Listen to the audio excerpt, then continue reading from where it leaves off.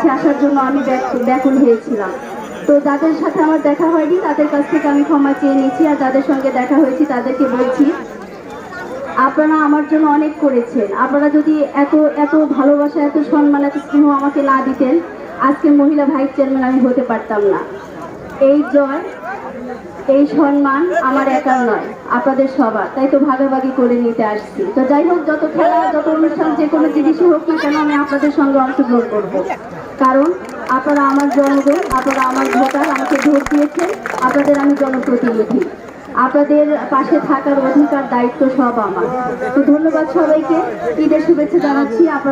আপনাদেরকে দাওয়াত দিচ্ছি উল্লাপাড়া উপজেলায় যখনই আসবেন, ছোট বোন হিসেবে, মেয়ে হিসেবে আপনারা আমার অফিসে আসবেন, এক কাপ চা খাবেন, আপনাদের পাওয়া না পাওয়ার গল্পগুলো আমাকে শোনাবেন। ধন্যবাদ। আমার চরিয়া শিকার কালীবাড়ি ঐতিহ্যবাহী ফুটবল 2024 উদ্বোধনীয় ম্যাচ আজকে। তাই যার বক্তব্য শুনলেন তিনি আমাদের উপজেলা ভাইস চেয়ারম্যান। তাই যারা খেলা দেখতে আগ্রহী, চরিয়া শিকার কালীবাড়ি এর পরের সব খেলাগুলো দেখবেন। দেখা যাক সুন্দরভাবে খেলা পরিচালনা করছেন।